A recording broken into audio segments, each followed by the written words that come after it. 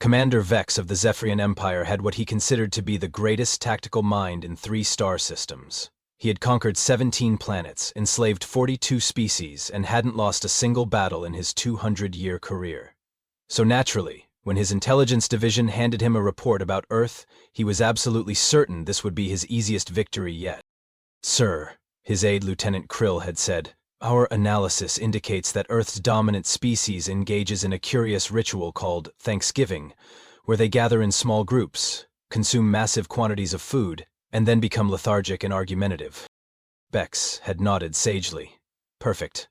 We'll strike when they're weakened by overindulgence and family disputes. These humans will surrender before they can even waddle to their primitive weapons." What Commander Vex didn't understand was that he had just made the single worst strategic decision in galactic military history. Meanwhile, on Earth, the Morrison family was experiencing what they called a typical Thanksgiving. Jake Morrison, a former Army sergeant turned insurance adjuster, was standing in the kitchen trying to figure out why the turkey looked like it had been through a small war. His wife Linda, a corporate lawyer who could make opposing counsel cry just by clearing her throat, was simultaneously arguing with her mother-in-law on the phone while reviewing a contract for Monday's meeting.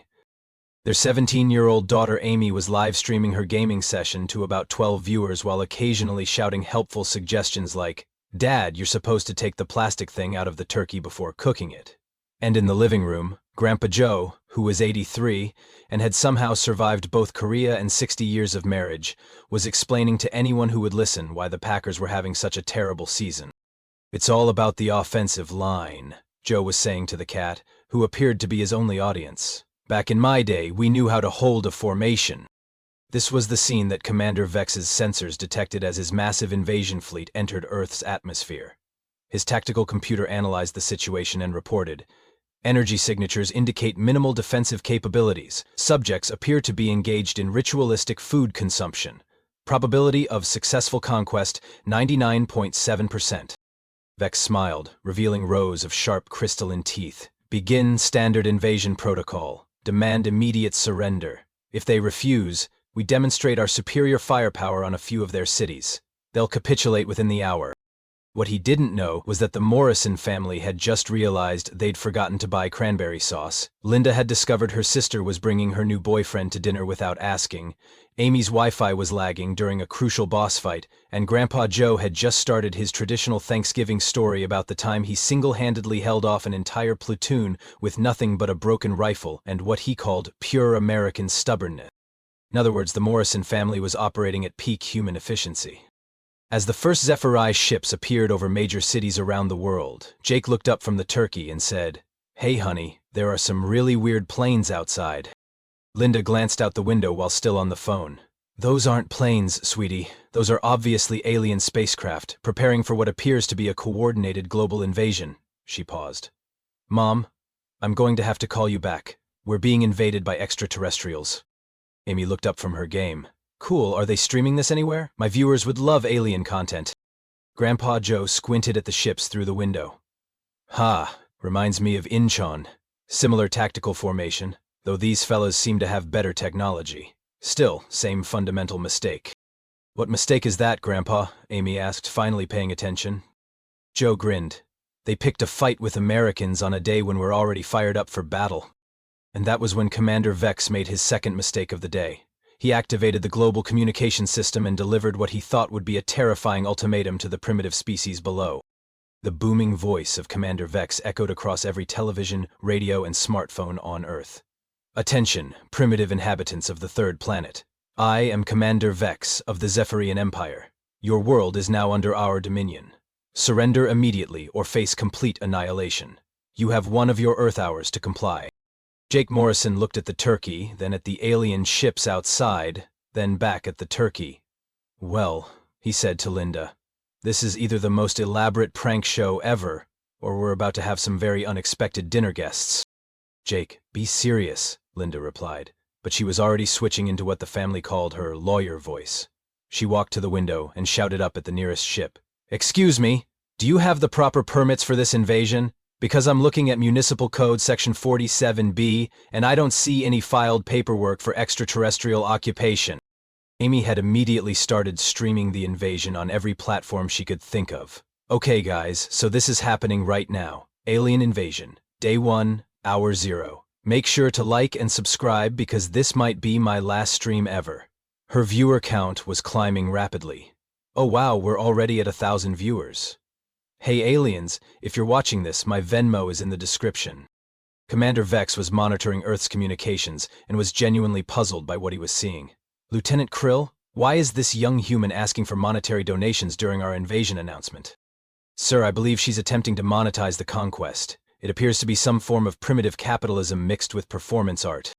Meanwhile, Grandpa Joe had wandered into the kitchen and was carving the turkey like nothing unusual was happening.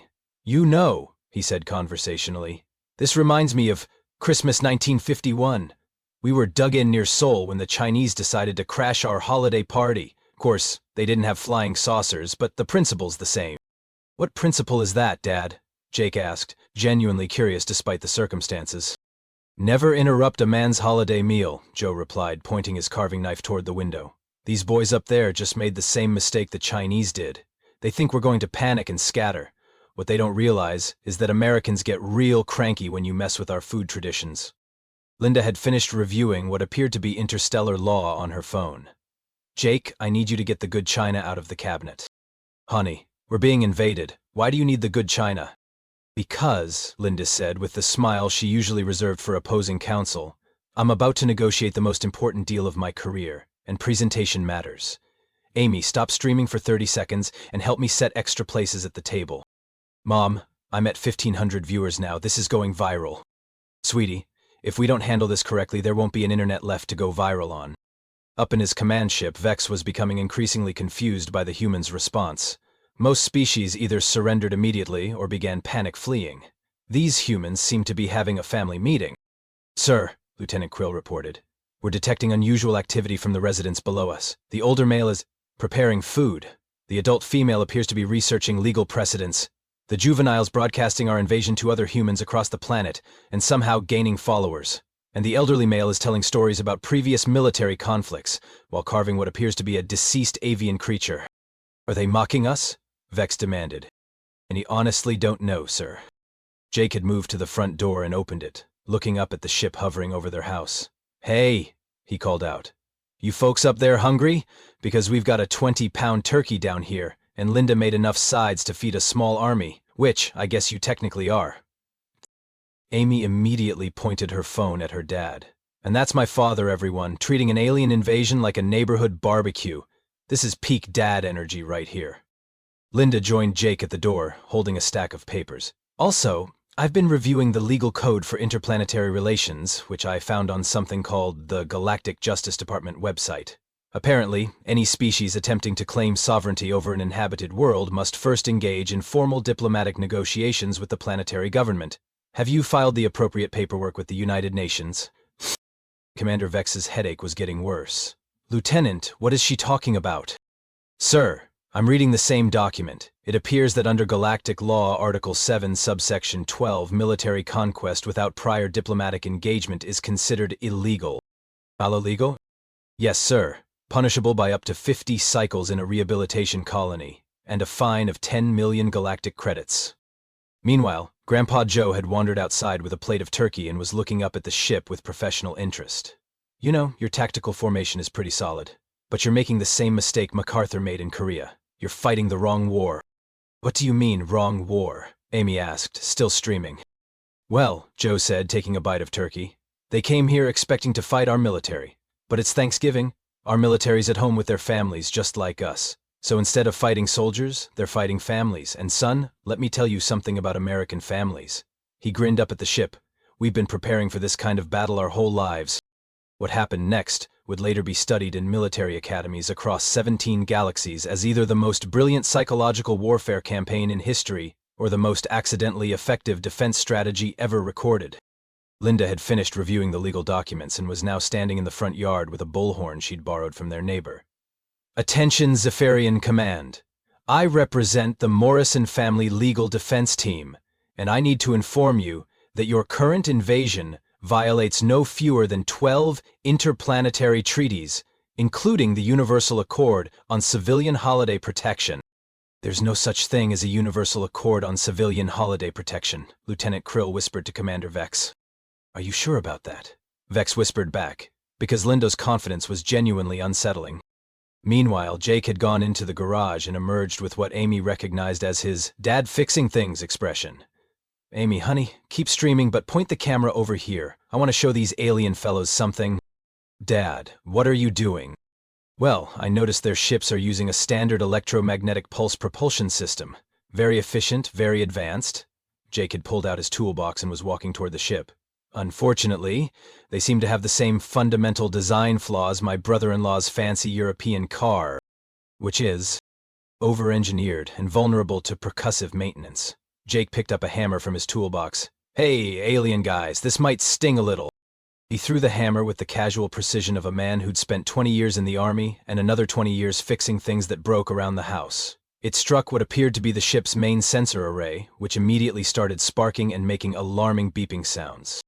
"Sir," Lieutenant Krill shouted, "our primary navigation system just went offline." "How is that possible? That was a primitive projectile weapon." "Sir, I think he just turned it off and on again, sir." Amy's stream was now approaching 10,000 viewers and climbing rapidly. "Okay, guys, so my dad just disabled an alien spaceship with a hammer. My mom is apparently a specialist in intergalactic law that she learned about 20 minutes ago, and my grandpa is about to start another war story. This is peak Morrison family chaos, and I am here for it." Grandpa Joe had settled into his lawn chair with a plate of leftovers and was addressing the ship like he was giving a lecture. "Now, the thing about psychological warfare," he called out, "is that it's not about what you say. It's about timing. Take the Battle of Chosin Reservoir. The Chinese had us outnumbered 10-1, surrounded, in the middle of winter. By all tactical assessments, we were finished." Commander Vex found himself leaning forward to listen despite his better judgment. "But here's what the Chinese didn't understand about Americans," Joe continued. "We don't fight harder when we're winning. We fight harder when we're losing. And we fight hardest of all when someone interrupts our family time." He took a bite of stuffing. Of course, they learned that lesson the hard way. Amy was watching her viewer count explode while simultaneously coordinating with other streamers around the world. "Okay, I'm getting messages from gamers in Tokyo, London, and Sao Paulo. Apparently this is happening everywhere and everyone's streaming it. We've got an impromptu global defense network running on Twitch, Discord, and TikTok." "What kind of defense network?" Jake asked, still tinkering with alien technology. "Well, basically every family on Earth is doing exactly what we're doing. The Johnsons down the street are negotiating with their aliens over the proper way to carve ham. The Chen family in California is giving their invaders a tutorial on mahjong strategy. And apparently a family in Texas challenged their aliens to a barbecue cook-off." Linda lowered her bullhorn and looked at her family with the expression she usually reserved for closing arguments. "You know what? I think we might actually have a strategy here." "What kind of strategy?" Vex demanded through the ship's speakers, because he was genuinely curious at this point. "It's simple," Lyndon replied. "You came here expecting to conquer a planet. But you didn't conquer a planet. You interrupted about 2 billion family dinners simultaneously. And now every family on Earth is treating you like that annoying relative who shows up uninvited and expects to be fed." Jake nodded thoughtfully. "She's got a point. I mean, we're not trying to defeat you in battle. We're trying to manage you. Like when my brother brings his kids over without calling first." "The difference is," Amy added, still streaming, "Uncle Mike's kids don't have death rays. Although, honestly, the destruction level is about the same." Grandpa Joe chuckled. "Son, if you think we're chaotic now, wait until Linda's sister shows up with her new boyfriend. That's when things get really complicated." Up in his command ship, Commander Vex was staring at his tactical display in complete bewilderment. Around the globe, similar scenes were playing out. Human families were treating the invasion like a social inconvenience to be managed, rather than a military threat to be feared. They were offering food, demanding paperwork, live streaming the experience, and somehow turning his carefully planned conquest into what appeared to be the world's largest, most dysfunctional family reunion. "Sir," Lieutenant Krill said quietly, "I'm starting to think we may have misunderstood something fundamental about human social dynamics." "What do you mean?" "Well, sir, we assumed that disrupting their family gatherings would weaken them. But it appears we've actually triggered some kind of coordinated defensive response based on hospitality protocols and conflict resolution strategies they've developed through years of managing interpersonal family disputes." Commander Vex rubbed his temples. "Are you telling me that these humans have weaponized their family dysfunction?" "I think that's exactly what I'm telling you, sir." Commander Vex decided it was time to demonstrate superior Zephian technology and put an end to this madness. He activated the ship's Intimidation Protocol Alpha, which deployed their most advanced psychological warfare systems. Holographic displays materialized around the Morrison house, showing the complete military might of the Zephian Empire. Thousands of warships, conquered planets, enslaved species, and enough firepower to crack a moon in half. Jake looked at the holograms with the same expression he used when evaluating insurance claims. Huh. Impressive fleet. Though I gotta say, your formation in the Battle of Proxima Centauri was a little sloppy. See, you left your flanks exposed when you engaged the Andromedans.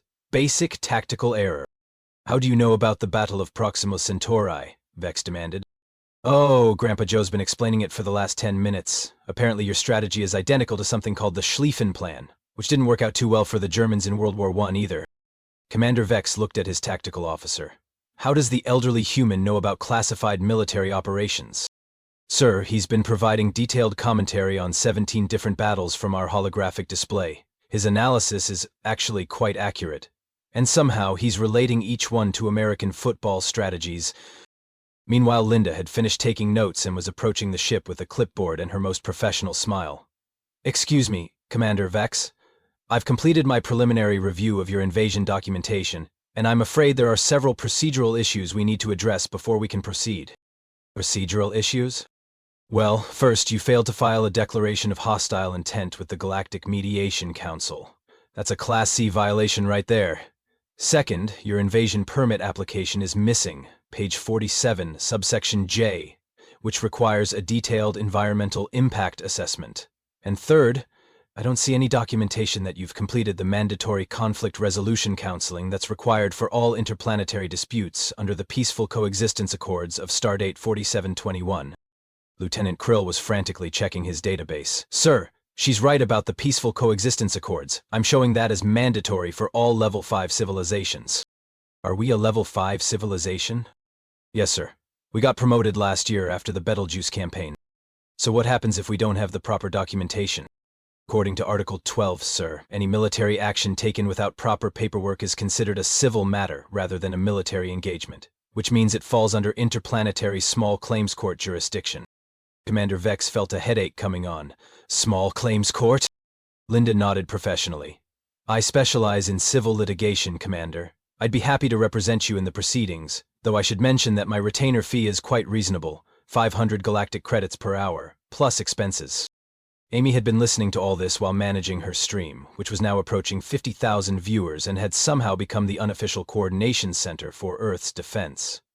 Okay guys, update from the legal front. My mom has basically turned the invasion into a customer service complaint. Meanwhile, I'm getting reports from around the globe and this is wild. She started reading from her phone while keeping the camera focused on the alien ship. Family in Australia convinced their aliens to help with their barbecue because, quote, the prawns won't cook themselves. A group in Italy is teaching their invaders how to make authentic pasta sauce. And apparently there's a heated argument about whether you should break the spaghetti in half. Oh, and get this. A family in Japan challenged their aliens to a karaoke contest, and the aliens are losing badly. Jake had been quietly working on something in the garage and emerged carrying what appeared to be a modified leaf blower duct taped to a car battery. Amy, honey, you might want to point the camera this way. I think I figured out how their gravity manipulation system works. Dad, what are you doing with Mom's leaf blower? Well, I noticed their ships use a rotating graviton field to maintain altitude. Pretty sophisticated stuff, but the thing about graviton fields is they're susceptible to harmonic interference at specific frequencies. Jake plugged his contraption into the outdoor electrical outlet. And as it turns out, a standard leaf blower motor, running at exactly 1,200 RPMs, generates the perfect harmonic frequency to disrupt their system. Dad, did you just figure out alien technology using yard equipment? Sweetie, it's all just engineering. Doesn't matter if it's fixing a dishwasher or disabling a spacecraft. You find the problem, and you apply the appropriate tool. Jake flipped the switch, and his jury-rigged device began humming loudly. The effect was immediate. Commander Vex's ship started wobbling like a drunk elephant trying to balance on a beach ball. Sir, Lieutenant Krill shouted over the alarms, our gravitational stabilizers are completely offline. How is this possible? I don't know. Run a full diagnostic. Sir, the diagnostic shows that someone is broadcasting a harmonic interference pattern using what appears to be a primitive air circulation device powered by alternating current. In what language does that make sense? Meanwhile, Grandpa Joe had moved his lawn chair to get a better view and was providing running commentary like a sports announcer. "Oh, that's a beautiful technique. Reminds me of the time we took out German radar installations in Normandy. Of course, we used dynamite instead of garden equipment. But the principle's the same. Find the weak point, apply the right pressure, and watch the whole system come apart." Amy's stream chat was going absolutely insane. "Guys, the comments are incredible. Apparently families all over the world are live tweeting their alien encounters, and it's becoming like a global how-to guide. The hashtag Alien Thanksgiving is trending #1 worldwide." She started reading some of the messages. "Okay, here's one from Brazil. Taught aliens to play soccer. They're terrible but enthusiastic." From Norway. "Aliens tried our lutefisk. They immediately requested asylum on a different planet." And this one from Texas. "Challenged aliens to barbecue contest. They forfeited after seeing our brisket setup." Commander Vex was desperately trying to regain control of his ship when Linda walked over and tapped on what appeared to be a communication panel with her pen. "Commander, I hate to interrupt, but I've been reviewing the Galactic Insurance Code, and I need to inform you that your current invasion activities have voided your comprehensive coverage. Any damage to human property will need to be paid out of pocket." "What damage? We haven't damaged anything." "Well, your ship has been leaking some kind of purple fluid onto our lawn for the past hour. That's going to require soil remediation, reseeding, and probably a complete landscape restoration. I'm estimating about $15,000 in damages plus punitive costs for emotional distress." "Emotional distress? You interrupted our family dinner, Commander. Do you have any idea how stressful it is to coordinate a Thanksgiving meal? I've been planning this for weeks." Jake looked up from his anti-gravity device. "Honey, maybe we should invite them to stay for dinner. I mean, they're already here, and we made way too much food." "That's actually not a bad idea," Linda mused. "Commander, would you and your crew like to join us for Thanksgiving dinner? We can discuss the invasion paperwork over dessert." Up in his ship, Commander Vex looked at his tactical display, which showed thousands of similar scenarios playing out across the globe. His invasion fleet was being defeated not by superior firepower or advanced technology, but by the most terrifying force in the universe: human hospitality, combined with bureaucratic procedure and family dynamics. "Sir," Lieutenant Krill said quietly, "I think we may have made a serious strategic error." "What kind of error?" "Sir, I believe we've accidentally declared war on a species that treats warfare as a social event.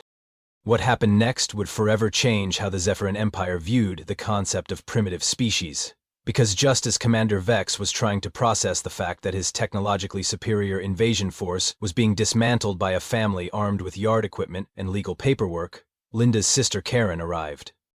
"Sorry I'm late," Karen called out, stepping out of her minivan with her new boyfriend Derek in tow. "Traffic was insane, and Derek insisted we stop at 3 different stores to find the right wine, and then we got lost because someone refused to use GPS. And oh my God, Linda, are those alien spaceships? This neighborhood has really gone downhill since you moved here."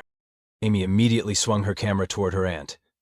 "And that's my Aunt Karen, everyone. She's about to make this invasion infinitely more complicated." Linda's eyes started twitching in a way that Jake had learned to recognize as a warning sign. "Karen, you were supposed to be here 2 hours ago.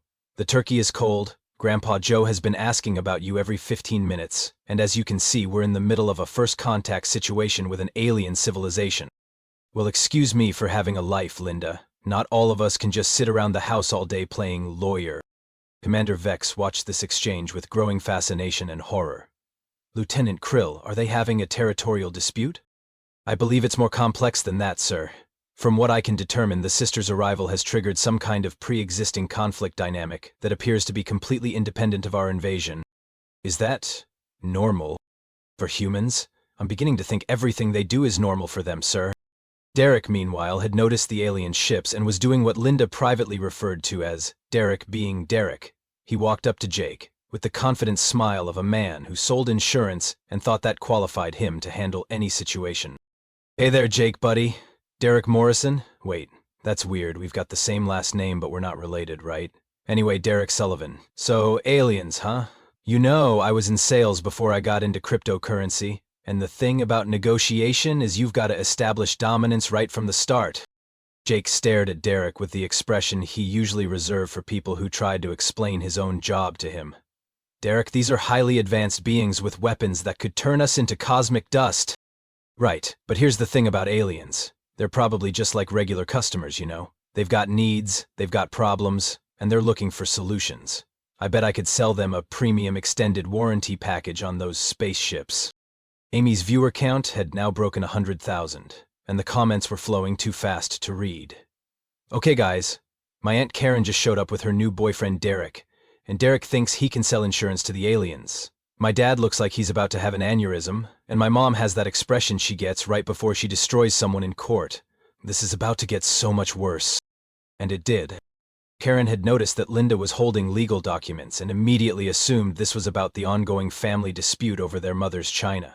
Linda, if this is about Mom's good dishes again, I told you I'm not giving them back until you apologized for what you said at Easter. Corinne, this has nothing to do with Mom's china. These are legal documents related to an interplanetary invasion. Oh, so now you're too good to discuss family matters? Everything always has to be about your career, doesn't it? Meanwhile, Derek had walked up to the alien ship and started knocking on what he assumed was a door. Hello? Anybody home? I'm Derek Sullivan from Premier Galactic Insurance Solutions, and I'd like to talk to you about protecting your investment in these beautiful spacecraft. Commander Vex was watching all of this unfold on his view screen with the kind of horrified fascination usually reserved for natural disasters. Lieutenant, what is happening down there? Sir, the family dysfunction appears to be escalating. The sister is engaged in some kind of resource dispute with the primary female while her mate is attempting to establish commercial relations with our hull plating and the rest of the family. Sir, the primary male appears to be experiencing what humans call stress. The elderly male is laughing at something, and the juvenile is providing live commentary to approximately 150,000 viewers across multiple platforms. Grandpa Joe had indeed started laughing because the whole situation reminded him of something that had happened in Korea. You know, he called out to the ship, this is exactly like the time Captain Murphy's wife showed up at our base camp with her sister and her sister's new husband. Of course, we didn't have aliens back then, but the family dynamics were identical. Jake had reached his limit. He walked over to the alien ship and addressed it directly. Commander Vex, I need to apologize for my family. This is not how we normally handle first contact situations. Actually, Vex replied through the ship's speakers, this is fascinating. Are these social dynamics typical of human family units? Unfortunately, yes. Karen always shows up late, Derek always tries to turn everything into a business opportunity, Linda gets stressed when people don't follow the plan, and Amy documents everything for posterity. It's like this every holiday. And you manage to function as a cohesive unit despite these interpersonal conflicts? That's the thing about families, Commander. We fight with each other constantly, but we fight together against everyone else. It's just how we're wired. At that moment, Karen overheard something that triggered her ultimate weapon. Passive-aggressive martyrdom. Well, I guess I'll just take my casserole and leave, since clearly nobody wants me here. Come on, Derek, let's go. I should have known better than to try to be part of this family. And that's when Linda snapped. Oh, no you don't, Linda said in the voice that had made opposing counsel cry in 3 different states. You are not going to waltz in here 2 hours late, bring your crypto boyfriend to my house without asking, ignore the fact that we're in the middle of an interplanetary crisis, start a fight about Mom's china, and then storm off like you're the victim. She turned to Commander Vex's ship. Commander, you want to understand human family dynamics? Here's your lesson. Karen, sit down. Derek, stop trying to sell insurance to the aliens. Amy, keep streaming but help me set the table. Jake, get the ship's gravity generator working again so our guests don't crash into the house. And Grandpa Joe, please explain to Commander Vex why the Battle of Thermopylae is relevant to our current situation. The Battle of Thermopylae? Vex asked. Well, Joe said, settling back in his chair. It's simple, really. 300 Spartans held off the entire Persian army not because they were better fighters, but because they knew exactly what they were fighting for. Home, family, and the right to argue with each other without outside interference. Commander Vex was quiet for a long moment. Then he asked the question that had been bothering him since the invasion began. Are you saying that your species becomes more effective in combat when you're experiencing internal social conflict? Jake thought about it. You know what, Commander? I think that's exactly what we're saying. We're not good at fighting because we get along. We're good at fighting because we don't get along, but we've learned how to make that work for us instead of against us. That makes no tactical sense whatsoever. Welcome to humanity, Commander. We specialize in making no sense while somehow getting the job done anyway. Up in his command ship, Commander Vex looked at his invasion fleet status report. Across the globe, similar scenes were playing out. His advanced military forces were being systematically defeated, not by superior technology or coordinated resistance, but by the most chaotic, dysfunctional, and inexplicably effective defense strategy he had ever encountered, human families being themselves. "Sir," Lieutenant Krill said quietly, "I'm receiving surrender requests from 17 different ship commanders. Apparently the humans in Sao Paulo convinced Commander Thex to help them move furniture. The Tokyo families have challenged Commander Quinn to a drinking contest that he's losing badly, and Commander Zale in London is apparently learning something called cricket and is now more confused than when he started. And our overall tactical position. Sir, I believe we have been comprehensively outmaneuvered by a species that doesn't appear to have a central command structure, unified strategy, or coherent battle plan." Commander Vex rubbed his temples. "How is that possible?" "I think, sir, that we may have discovered a form of warfare that our tactical computers are simply not equipped to understand." Commander Vex made what would later be recorded in military history as either the wisest decision of his career or the most complete tactical surrender in the annals of galactic warfare. He activated his ship's communication system and said the words that no Zephyrian commander had ever spoken before. "Morrison family, this is Commander Vex. I formally request permission to land and discuss terms of non-hostility." Jake looked up from fixing the ship's gravity stabilizer. "You mean you want to surrender?" "I prefer to think of it as a strategic reallocation of resources toward diplomatic engagement." "Dad," Amy said, still streaming to what was now over 200,000 viewers, "he wants to surrender but doesn't want to call it surrendering. That's the most human thing an alien has said all day."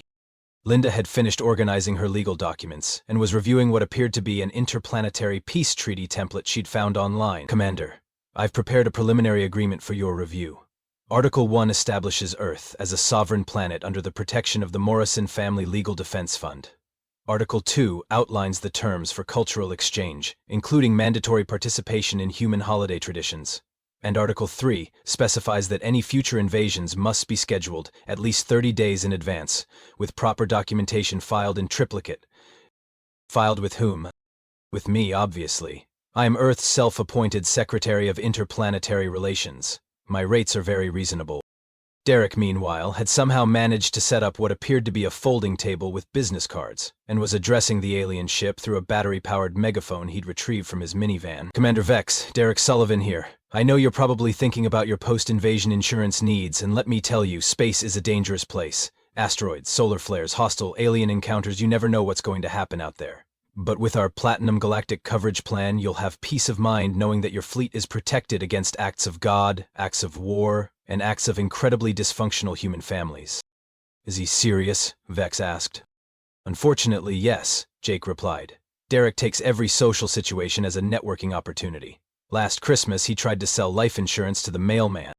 Karen had finally settled into a lawn chair with a plate of food and was providing her own commentary. "You know, Linda, these aliens seem much more polite than your usual dinner guests. Remember when you invited your boss and his wife, and they spent the entire evening talking about their timeshare in Florida? Corinne, we're negotiating the first peace treaty in human history with an advanced alien civilization. I'm just saying, they're better conversationalists than the Hendersons."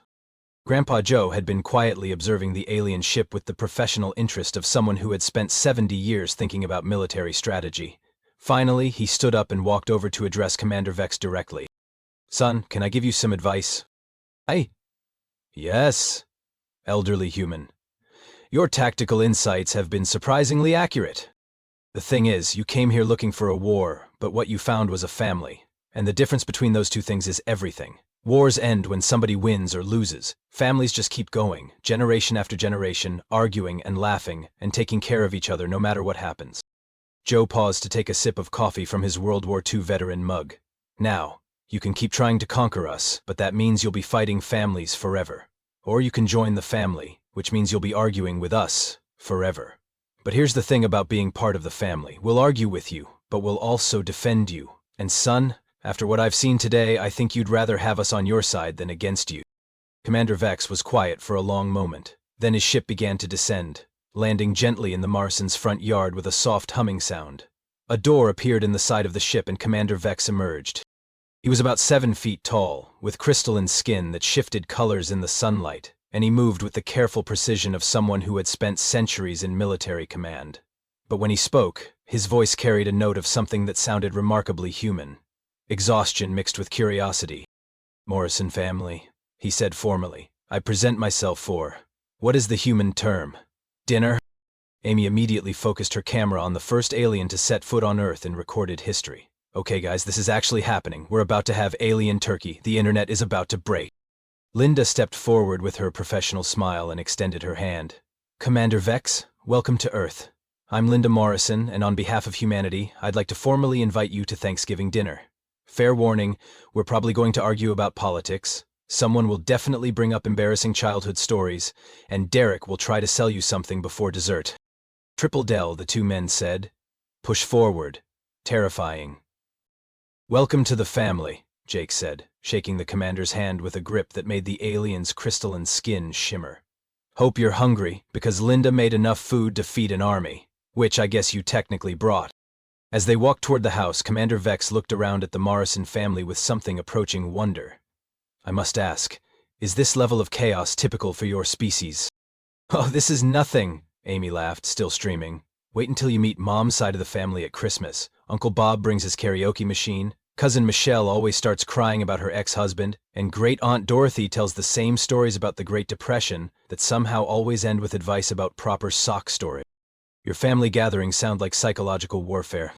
"Now you're getting it," Grandpa Joe said approvingly. "Son, you just learned the most important military secret in human history. We don't fight wars. We invite our enemies to dinner and let them experience what it's like to be part of the family. Most species surrender before dessert."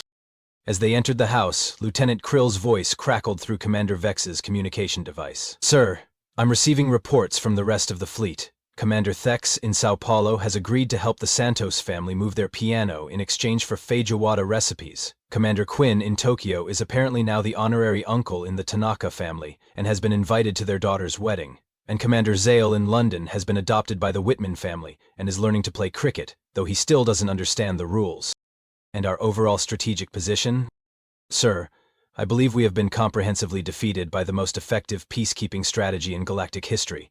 The humans have somehow convinced our entire invasion fleet to stay for dinner." Commander Vex looked around the Morrison dining room, where Linda was directing traffic like a general commanding troops. Jake was explaining football rules while carving turkey. Amy was providing live commentary to a global audience. Karen was complaining about the seating arrangements. Derek was trying to explain cryptocurrency to anyone who would listen. And Grandpa Joe was beginning another war story that somehow related to proper gravy consistency. "Lieutenant Krill," he said quietly into his communicator, "prepare a message for Zephyrian High Command." "Yes, sir." "Shall I report our successful conquest of the third planet?" Commander Vex watched Linda hand him a plate loaded with turkey, stuffing, mashed potatoes, green bean casserole, and 3 different kinds of pie, while simultaneously arguing with Karen about whether cranberry sauce should be smooth or chunky, helping Amy adjust her camera angle, and reviewing legal documents for what appeared to be a cultural exchange program. "No, Lieutenant. Report that we have discovered a species so tactically advanced that they have weaponized hospitality, militarized family dysfunction, and somehow turned an invasion into a dinner party. Recommend immediate ceasefire and request emergency diplomatic immunity. Also send a message to the Galactic Council. Tell them we've found something unprecedented, a species that wins wars by making their enemies part of the family. And Lieutenant?" "Yes, sir." "Send reinforcements, not military reinforcements, diplomatic ones. We're going to need a lot more negotiators if we're going to survive human holiday season." As Commander Vex took his first bite of Thanksgiving turkey, surrounded by the chaotic warmth of human family tradition, he realized that the Morrison family had taught him the most important lesson in military history. Sometimes, the most effective way to defeat your enemies is to make them feel so welcome that they forget they were enemies in the first place. Amy looked at her camera with a grin. "And that, everybody, is how my family accidentally conquered an alien empire with leftover turkey and emotional manipulation. Don't forget to like and subscribe, and remember, the real alien invasion was the friends we made along the way." In the background, Derek could be heard explaining the benefits of whole life insurance to a bemused Lieutenant Krill, while Grandpa Joe had started teaching Commander Vex the proper way to watch football. Karen was already planning to invite the aliens to Christmas, and Linda was drafting the first interplanetary cultural exchange agreement in human history. Just another typical Morrison family Thanksgiving, except this time, the universe would never be the same.